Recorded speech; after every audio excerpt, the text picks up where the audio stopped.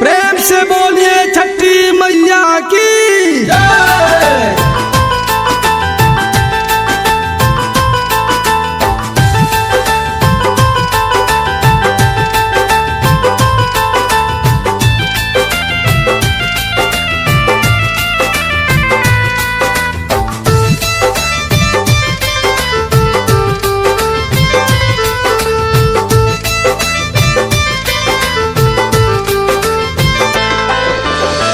बड़ा रे सुहावन लागे छठ के बरतिया, बाजेला ढोल बजाना।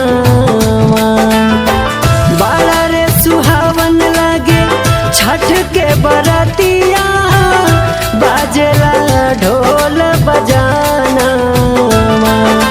छठ मैया के होखेला पूजनवा, गाह गाह करे घर आंगना। छठ मैया के होखेला पूजनवा, गाह गाह करे घर आंगना।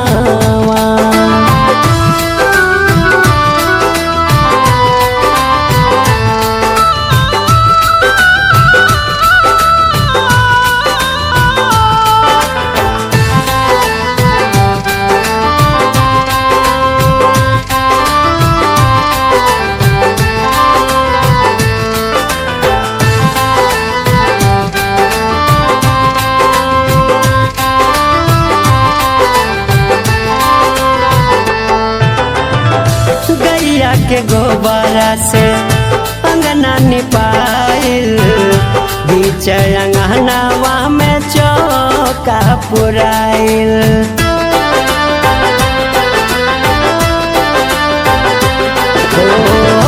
गैया के गोबरा से अंगना निपाइल, बीच अंगनावा में चौका पुराइल। जगमग जरेले चमुख दिया नवा, देखी देखी हर से लमानवा। जगमग जरेले चमुख दिया नवा, देखी देखी हर से लमानवा। छठ मैया के होखेला पूजनवा, गाह गाह करे घर आंगना। छठ मैया के होखेला पूजनवा, गाह गाह करे घर आंगना।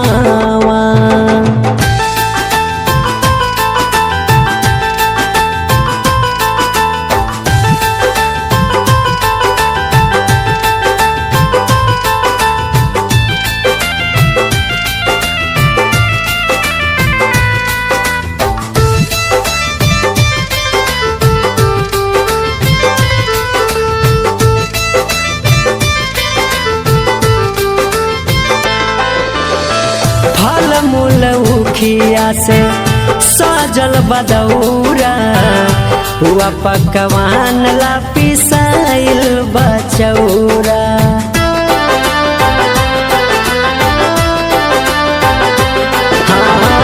फल मूल उखिया से सजल बदौरा, हुआ पकवान ला पिसाइल बचौरा।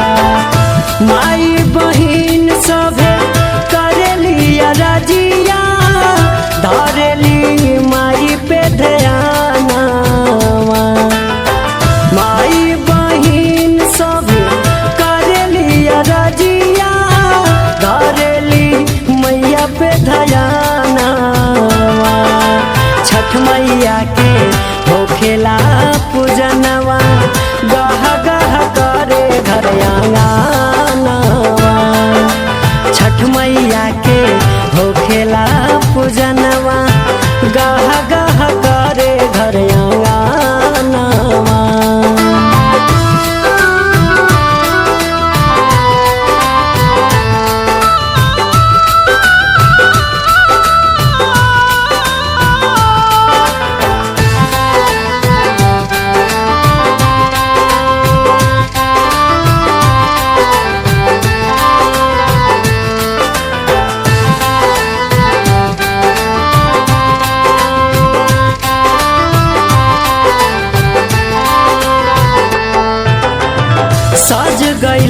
घाट औरी घरवा दुआर हो बहल बा कैसन भगती के बयार हो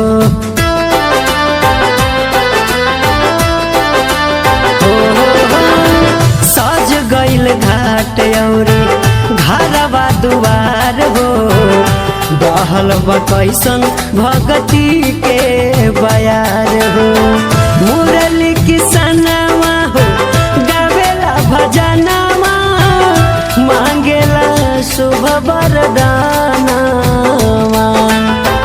मुरली किसनवा हो गावेला भजनवा मांगेला शुभ वरदानवा छठ मैया के होखेला पूजनवा गह गह करे घरे